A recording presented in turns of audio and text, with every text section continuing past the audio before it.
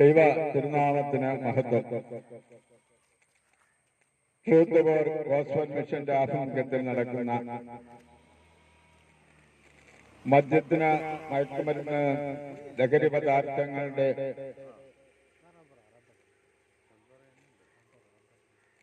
ഉപയോഗത്തിൽ നിന്നും മനുഷ്യനെ നന്മയിലേക്ക് നയിക്കുന്ന സുവിശേഷത്തിന്റെ പ്രാധാന്യതയെക്കുറിച്ച്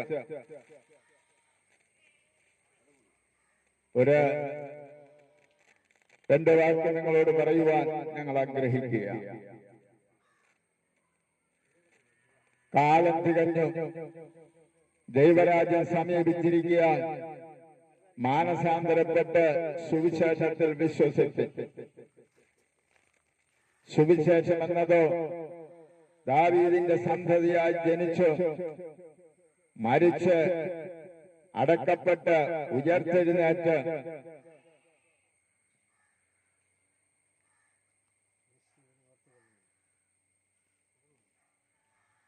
ഇതായിരുന്നു ഞങ്ങളുടെ സുവിശേഷം. സുവിശേഷത്തിന്റെ പ്രാധാന്യം ഈ കാലഘട്ടത്തിൽ വളരെ പ്രാധാന്യമർഹിക്കുന്ന ഒന്നാണ്. സുവിശേഷത്തിന് വളരെ പ്രാധാന്യമുണ്ട്. പ്രിയമുള്ളവരെ, ഇത് മനുഷ്യന്റെ രക്ഷയുടെ സന്ദേശമാണ് സുവിശേഷം. സുവിശേഷം എന്ന് പറയുന്നത് ഒരു സമാധാന സന്ദേശമാണ്. സുവിശേഷം എന്ന് പറയുന്നത് രക്ഷയുടെ സന്ദേശമാണ്. സുവിശേഷം എന്ന് പറയുന്നത് സ്നേഹത്തിന്റെ സന്ദേശമാണ്. കർത്താവായ യേശു സ്നേഹത്തെക്കുറിച്ച് വളരെ ആഴമായി സംസാരിക്കുകയുണ്ടായി. മനുഷ്യൻ സ്നേഹമില്ല എങ്കിൽ അവൻ മുഴങ്ങുന്ന ചെമ്പോ ചിലമ്പുന്ന കൈത്താളമോ ആയിത്തീരുമെന്നാണ്. എന്നാൽ പാട്ടുകാരൻ ഇവിടെ നമ്മളെ ഓർമ്മിപ്പിച്ച ഒരു ഗാനത്തിന്റെ ഈരടികൾ ഇങ്ങനെയാണ്: ചൂള പോലെ കത്തുന്ന ഒരു നാൾ വരും, ഈ ലോകം കത്തിച്ചുമെന്നാണ്. വിശുദ്ധ ബൈബിൾ വളരെ ആഴമായി സംസാരിക്കുമ്പോൾ പലർക്കും അത് വിശ്വസിക്കുവാൻ കഴിയാതെ വണ്ണം അതിന്റെ യാഥാർത്ഥ്യങ്ങളെ മനുഷ്യബുദ്ധിക്ക് ഗ്രഹിക്കപ്പുറമായിരിക്കുകയാണ്. എന്നാൽ ശാസ്ത്രലോകം ഈ കാലഘട്ടത്തിൽ കണ്ടുപിടിക്കപ്പെട്ടു ഈ ലോകത്തിന് ഒരു നാശമുണ്ടായെന്ന്. നമ്മളൊക്കെ വളരെ അതിശയത്തോടെ ഈ വാർത്ത കേൾക്കുകയാണ്. എന്താണ്? നമ്മൾ അഹോരാത്രം പണിയെടുക്കുന്ന നമ്മുടെ ജീവൻ, നമ്മുടെ ശാരീരികമായ എല്ലാ കഴിവുകളും ഉപയോഗിച്ച് ഈ ലോകത്തിൽ പണിയെടുത്ത് ദിനംപ്രതി നമ്മൾ ഈ ലോകത്തിന്റെ മണ്ണിന്റെ മണ്ണുമായി, മണ്ണിന്റെ മക്കളായി തീരുമ്പോൾ ദൈവവും ശാസ്ത്രവും പഠിക്കുന്നു ഈ ലോകത്തിനൊരു നാശമുണ്ട്, ഇത് നശിച്ചു പോകും, ഇത് കട്ടി അമർന്നു പോകുമെന്ന്. പലപ്പോഴും നമുക്ക് അത് ചിന്തിക്കുവാൻ കഴിയുന്നതിലപ്പുറമാണ്. എന്നാൽ വിശുദ്ധ ബൈബിൾ അത് വാസ്തവമായി പഠിപ്പിക്കുന്ന ഒരു മഹാസത്യമാണ്. ഈ ലോകത്തിന് നാശമുണ്ട്. നാശമില്ലാത്ത ഒരവസ്ഥയിലേക്ക് വിശുദ്ധ ബൈബിൾ പിന്നെയും മനുഷ്യന് ആഴമായ സത്യങ്ങളെ ഗ്രഹിക്കാൻ ഇടയാക്കിക്കൊണ്ടിരിക്കുന്ന വസ്തുതയാണ് ഇന്ന് എനിക്ക് നിങ്ങളോട് പറയുവാനുള്ളത്. അതുകൊണ്ട് പ്രിയ സ്നേഹിത സഹോദരരെ, ഒരല്പസമയം നിങ്ങളുടെ ശ്രദ്ധയെ ഞങ്ങൾ ക്ഷണിക്കുകയാണ്. ഈ ദേശത്ത് നല്ലവരായ എല്ലാ നാട്ടുകാരെയും ഞങ്ങൾ ഈ ഭാഗത്തേക്ക് ഹാർദവമായി സ്വാഗതം ചെയ്യുന്നു. വിശുദ്ധ ബൈബിൾ ഇങ്ങനെ പഠിപ്പിക്കുന്നു: ഒരിക്കൽ മരണവും മരണത്തിന് ശേഷം ന്യായവിധിയും മനുഷ്യനെ നിയമിച്ചിരിക്കുക. ക്രിസ്തുവും അങ്ങനെ തന്നെ അനേകരുടെ പാപങ്ങളെ ചുമപ്പാൻ ഒരിക്കൽ പ്രത്യക്ഷമായി തനിക്കായി കാത്തു നിൽക്കുന്നവരുടെ രക്ഷയ്ക്കായി അവൻ പാപം കൂടാതെ രണ്ടാമതും പ്രത്യക്ഷനാകും. വിശുദ്ധ തിരുവചനത്ത് ആഴമായ 4 കാര്യങ്ങളെയാണ് നമുക്കിവിടെ പഠിക്കുവാനായിട്ട് ഈ ഭാഗത്തിലൂടെ കാണുവാൻ കഴിയുന്നത്. മരണമെന്ന് പറയുന്നത് യാതൊരു മനുഷ്യനെയും പഠിപ്പിച്ചു കൊടുക്കേണ്ട കാര്യമില്ല. ഏതൊരു മനുഷ്യനും മരണമുണ്ട്. മരണമെന്ന് പറയുന്നത് മനുഷ്യൻ കൊണ്ടു നടക്കുക. എപ്പോൾ മനുഷ്യൻ മരിക്കുമെന്ന് ആർക്കും പറയുവാൻ കഴിയാത്ത അവസ്ഥയിലാണ്. ജനനത്തെങ്കിൽ തന്നെ മരിച്ചു പോകുന്ന അനുഭവമുണ്ട്. അതുപോലെ ഓരോ കാലഘട്ടത്തിലും ഓരോ പ്രായത്തിലും മനുഷ്യൻ ഈ ലോകത്തിൽ നിന്ന് അപ്രത്യക്ഷമാകുകയാണ്. എന്നാൽ പ്രിയമുള്ളവരെ, എവിടെ പോകുന്നു എന്ന് പലപ്പോഴും നമ്മൾ ചിന്തിക്കാറില്ല.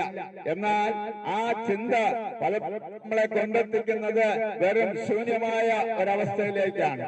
എന്നാൽ വിശുദ്ധ ബൈബിൾ പഠിപ്പിക്കുന്നു, മരണത്തിനപ്പുറം ഒരു ജീവിതമുണ്ട്, മരണത്തിനപ്പുറം ഒരു ജീവിതമുണ്ട്. അതിന്റെ ആഴമായ സത്യമാണ് ഇവിടെ നമ്മൾ വായിച്ചു കേട്ടത്. അവിടെ പറയുന്നു, ഒരിക്കൽ മരണമുണ്ട്, മരണത്തിന് ശേഷം ന്യായവിധിയുണ്ട് എന്ന്. അപ്പോൾ നിങ്ങൾ ഒരു പക്ഷെ ചോദിച്ചേക്കാം, മരണത്തിന് ശേഷം മരിച്ചു കഴിഞ്ഞല്ലോ, ഇനി എന്തോന്ന് ന്യായവിധി എന്ന് ചിന്തിക്കുമ്പോഴാണ് മനുഷ്യനെ കുറിച്ച് നമ്മൾ ചിന്തിക്കുവാനിടയായിത്തീരുന്നത്. ഒരു മനുഷ്യൻ എന്ന് പറയുന്നത് അവൻ മൂന്നവസ്ഥയിലൂടെയാണ് കടന്നു പോകുന്നത്. ഒന്ന് ശരീരം, രണ്ട് ദേഹി, മൂന്ന് ആത്മാവ്. ഈ മൂന്നവസ്ഥയിൽ നിന്ന് മരണം എന്ന് പറയുന്നത് നമ്മുടെ ഈ ദൃശ്യമാവുന്ന ശരീരം മാത്രമേ നശിക്കുന്നുള്ളൂ. ആ നാശം നമ്മുടെ ജീവിതത്തിലേക്ക് വരുമ്പോൾ ദേഹിയും ആത്മാവും ഈ ശരീരത്തിൽ നിന്ന് വേർപെടുന്നതായ ഒരനുഭവമാണ് മരണമെന്ന് പറയുന്നത്. എന്നാൽ ഈ ദേഹിക്കും ഈ ആത്മാവിനും എന്ത് സംഭവിക്കുന്നു എന്ന് ചോദിച്ചാൽ, ക്രിസ്തുവാകുന്ന യേശുവിൽ വിശ്വസിക്കുന്ന ഏതൊരു വ്യക്തിയെയും ന്യായവിധിയിൽ നിന്ന് ഒഴിവാകുന്നു. അല്ലാത്ത ഏതൊരു മനുഷ്യനെയും ന്യായവിധി അകപ്പെടുവാനിടയായി തീരുമെന്ന് ബൈബിൾ പഠിപ്പിക്കുകയാണ്. ഈ സത്യം മനസ്സിലാക്കുമ്പോഴാണ് വിശുദ്ധ വചനം പറയുന്നു, മറ്റൊരുത്തനിലും രക്ഷയില്ല, രക്ഷിക്കപ്പെടാൻ ആകാശത്തിന്റെ കീഴിൽ മനുഷ്യരുടെ ഇടയിൽ നൽകപ്പെട്ട ഒരു നാമം അത് യേശുവിന്റെ നാമമാണ്. Hallelujah, hallelujah. മനുഷ്യന്റെ രക്ഷയെ ഗണ്യമാക്കിക്കൊണ്ട് ഈ ലോകത്തിലേക്ക് ഇറങ്ങി വന്ന നസ്രയനായ യേശു മനുഷ്യന്റെ പാപത്തെ വഹിച്ചു, അവന്റെ ശാപത്തെ വഹിച്ചു കാൽവരിയിൽ യാഗമായി തീർന്നു. മനുഷ്യൻ വിചാരിച്ചു ദൈവമനെ അടിച്ചും ദണ്ഡിപ്പിച്ചും ഇരിക്കുന്നു, അവന് ശിക്ഷിച്ചിരിക്കുന്നു എന്നാണ്. ഇല്ല, തിരിച്ച് ഹല്ലേലൂയ. ഈ വചനം പഠിപ്പിക്കുന്നത് മനുഷ്യന്റെ രക്ഷയ്ക്ക് വേണ്ടി യേശു സ്വന്തമായി മരണം സ്വീകരിച്ചു എന്നാണ് തിരുവഴുത്തിൽ നമുക്ക് കാണുവാൻ കഴിയുന്നത്. അതുകൊണ്ടാണ് വിശുദ്ധ ബൈബിൾ തൊട്ടടുത്ത ഭാഗത്ത് പറയുന്നത്, യേശു മരണം കൂടാതെ രണ്ടാം പ്രത്യക്ഷനാകും. മരണം കൂടാതെ യേശു രണ്ടാമതും പ്രത്യക്ഷനാകും.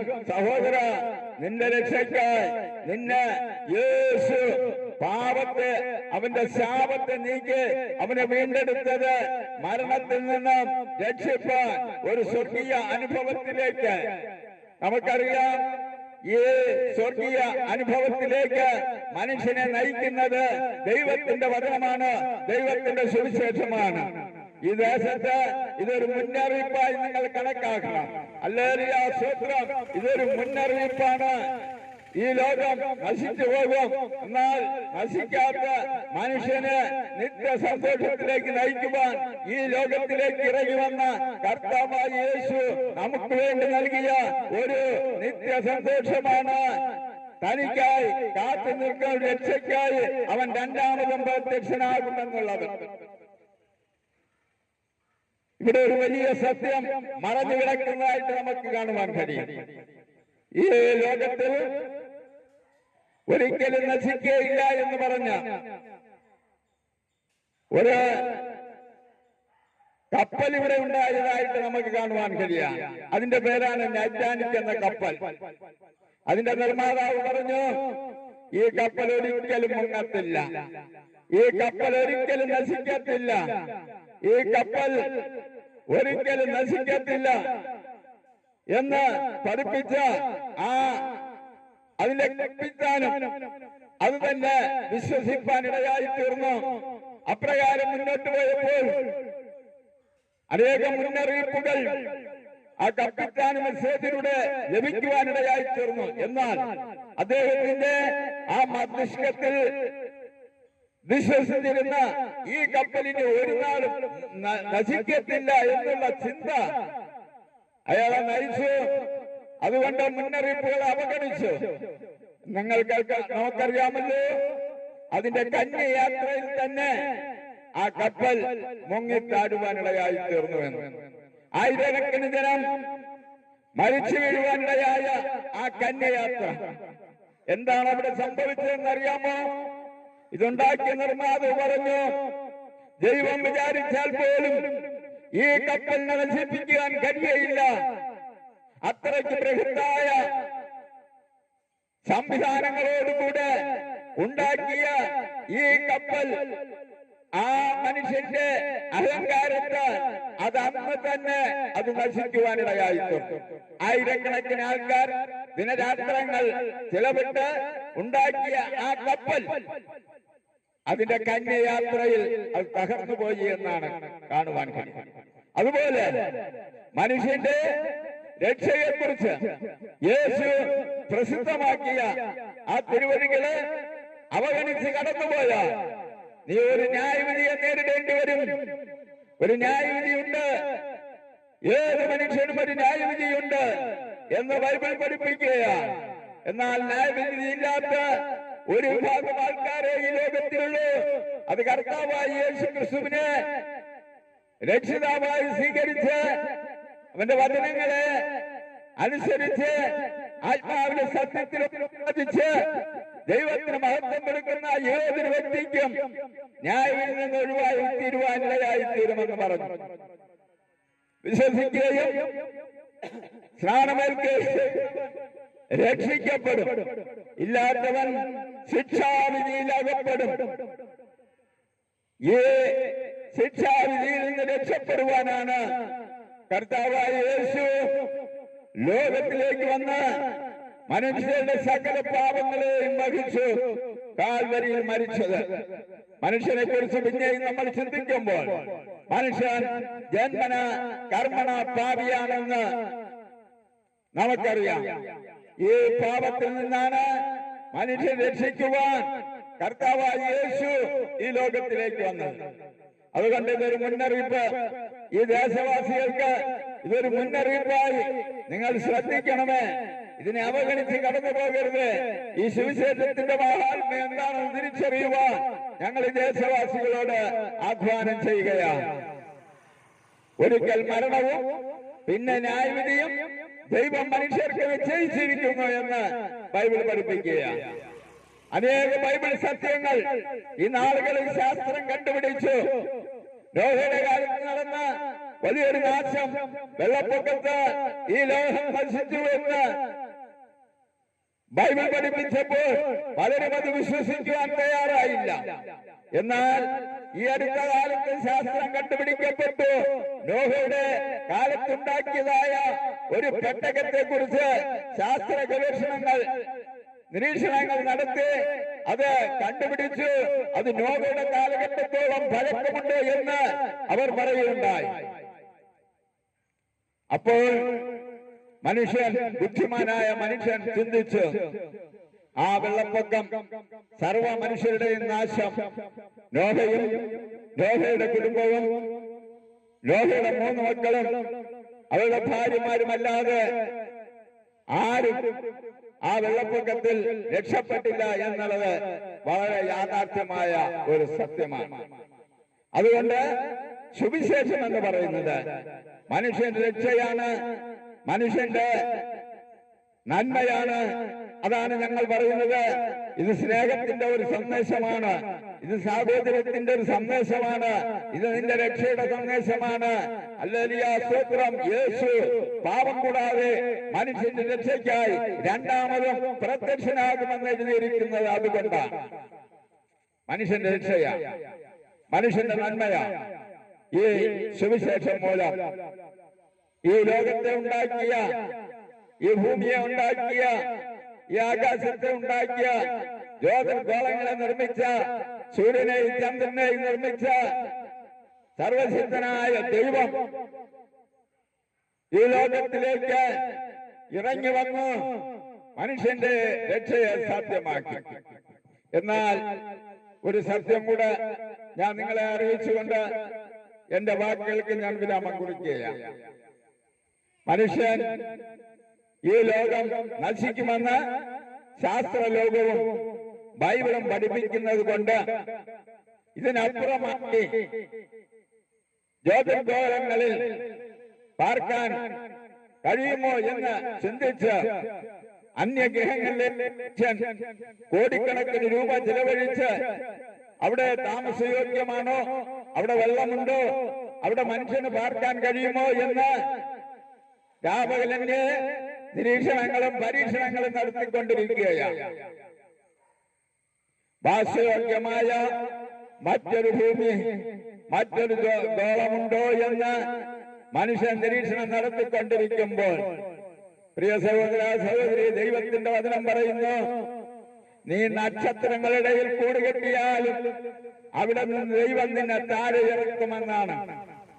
ഈ ലോകത്തിൽ മനുഷ്യനായി ജനിച്ച ഏതൊരു മനുഷ്യനും മരിച്ചേ മതിയാവൂ. മരണമെന്ന് പറയുന്നത് ഒരു യാഥാർത്ഥ്യമാണ്, ഒരു അലംഘനീയമായ നിയമമാണ്. ആ മരണത്തെ അതിജീവിക്കുവാൻ ഇന്ന് വരെ ഒരു ശാസ്ത്രത്തിനും കഴിഞ്ഞിട്ടില്ല, ഒരു സയൻസിനും കഴിഞ്ഞിട്ടില്ല, ഒരു ഇസംഖ്യക്കും കഴിഞ്ഞിട്ടില്ല. മരണം മനുഷ്യനെ പിടിച്ചു. ആ മരണത്തിൽ നിന്ന് രക്ഷപ്പെടുവാൻ ഈ ലോകത്തിൽ ഒരേ ഒരു മാർഗമായുള്ളൂ, അത് കർത്താവായ യേശു ക്രിസ്തുവിനെ ദൈവമായി അംഗീകരിക്കുക എന്നുള്ളത് മാത്രമാണ്. അതുകൊണ്ടാണ് വിശുദ്ധ ബൈബിൾ പറയുന്നത്, മറ്റൊരുത്തനിൽ രക്ഷയില്ല എന്ന്. നിനക്ക് ഈ ലോകത്തിലെ നിന്നെ രക്ഷിക്കാൻ പലരും ഉണ്ടായിരിക്കാം, പക്ഷേ ഈ ലോകം വിട്ട് കഴിയുമ്പോൾ നിന്നെ രക്ഷിക്കാൻ ആരും ഉണ്ടായിരിക്കുകയില്ല. അതുകൊണ്ടാണ് വിശുദ്ധ ബൈബിൾ പറയുന്നത്, മറ്റൊരുത്തനിൽ രക്ഷയില്ല.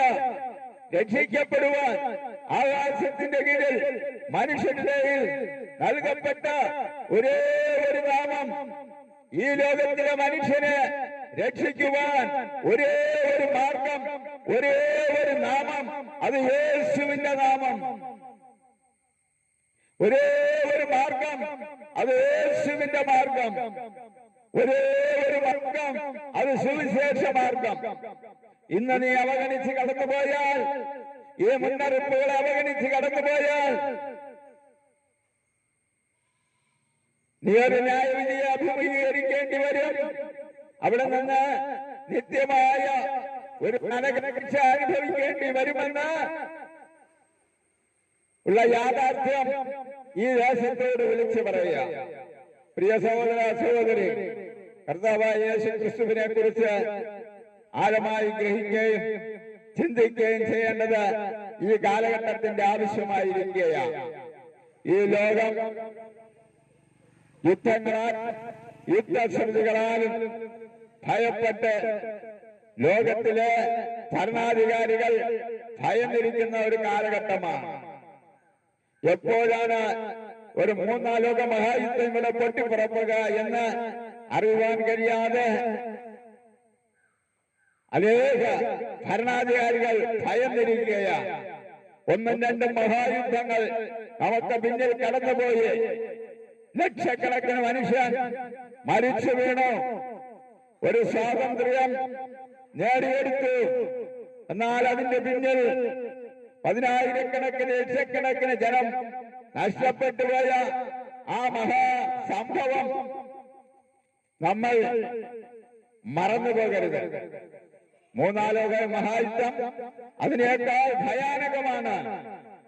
എന്നാൽ ഈ യുദ്ധങ്ങളുടെ അവസാനം ചിന്തിച്ചാൽ ഒന്നുമില്ല, ശൂന്യതയാണെന്ന് കാണുവാൻ കഴിയും.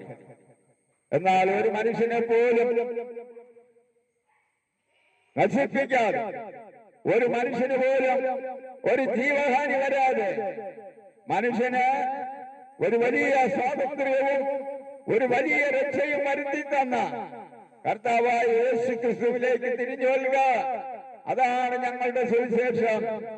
ഈ സുവിശേഷം മനുഷ്യൻ രക്ഷയാണെന്നുള്ള മഹാസത്യം വിളിച്ചു പറഞ്ഞുകൊണ്ട് ഞാൻ എന്റെ വാക്കുകൾക്ക് ഇവിടെ വിരാമം കുറിക്കുകയാണ്. പ്രിയ സഹോദര, ദൈവം നിങ്ങളെ ധാരാളമായി അനുഗ്രഹിക്കുകയാണ്. ആ ദൈവത്തെ മാടി വിളിക്കുകയാണ്. നിങ്ങള് നിങ്ങൾ ആ സുവിശേഷത്തിന് ചെവി കൊടുക്കൂ. ഈ സുവിശേഷം എന്നും നിങ്ങൾക്ക് കേൾക്കുവാൻ കഴിയയില്ല. കർത്താവായ യേശുക്രിസ്തുവിന്റെ രണ്ടാമത്തെ വരവ് സമീപമായിരിക്കുകയാണ്. അതാണ് അതിന്റെ അവസാന ഭാഗം. ഇങ്ങനെയാണ് പഠിപ്പിക്കുന്നത്: തനിക്കായി കാത്തു നിൽക്കുന്നവരുടെ രക്ഷയ്ക്കായി യേശു പാപം കൂടാതെ രണ്ടാമതും പ്രത്യക്ഷനാകും. യേശു ഇനി വരുന്നത് പാപികളെ തേടിയല്ല, പാവമില്ലാത്തവരെ തേടിയാണ്. പാവമില്ലാത്തവരെ തേടി യേശു രണ്ടാമതും പ്രത്യക്ഷനാകുന്നു. അത് മനുഷ്യന്റെ രക്ഷയാണെന്ന് ബൈബിൾ പഠിപ്പിക്കുകയാണ്. ഈ സത്യത്തിലേക്ക് നിങ്ങൾ തിരിഞ്ഞു വരണമെന്ന് ഉള്ള മഹാസത്യം നമ്മൾ തിരിച്ചറിയണം. പലരും പറയുന്നു, യവമാർക്കൊന്നും വേറെ ഒരു പണിയുമില്ലേ? ഞങ്ങൾക്ക് പണിയില്ലാത്തത് കൊണ്ടല്ല സഹോദര.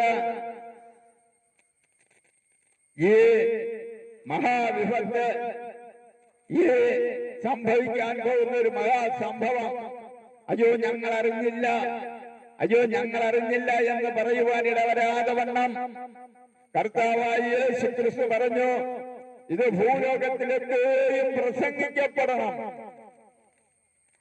ഇത് ഭൂലോകത്തിലേക്കും പ്രസംഗിക്കപ്പെടണം, അപ്പോൾ അവസാനം വരുമെന്നാണ്. ഇതൊരു മനുഷ്യനും കേട്ടില്ല എന്ന് പറയുവാൻ ഇടവരരുത് എന്ന് ചിന്തിച്ചുകൊണ്ട് ഈ ലോകത്തിൽ അനേകയിടങ്ങളിൽ ഇതുപോലെ പ്രസംഗിക്കപ്പെടുകയാണ്. അതുകൊണ്ട് ഞങ്ങൾക്ക് പണിയില്ലാത്തത് കൊണ്ടല്ല, നിങ്ങളുടെ രക്ഷയ്ക്ക് വേണ്ടിയാണ് ഈ സന്ദേശം ഞങ്ങൾ ലോകത്തോട് വിളിച്ചു പറയുന്നത്. ഞാൻ നേരത്തെ പറഞ്ഞല്ലോ, ഈ മഹാസത്യം അംഗീകരിക്കാതെ കടന്നുപോയാൽ, ഈ മുന്നറിയിപ്പ് അവഗണിച്ച് കടന്നുപോയാൽ ഒരു ശിക്ഷ നിന്നെ തേടിയെത്തും. അതിന്റെ സർവനാശമാണ് എന്ന് വിശുദ്ധ ബൈബിൾ പഠിപ്പിക്കുന്ന സത്യം. ആ സത്യത്തിലേക്ക് മടങ്ങി വരാനുള്ള ആഹ്വാനം ചെയ്തുകൊണ്ട് ഞാൻ എന്റെ എളിയ വാക്കുകൾക്ക് ഉപസംഹാരം ഇടുന്നു. തുടർന്ന് നിങ്ങൾക്ക് വേണ്ടി പ്രാർത്ഥിക്കും. ദൈവം നിങ്ങളെല്ലാവരെയും അനുഗ്രഹിക്കട്ടെ.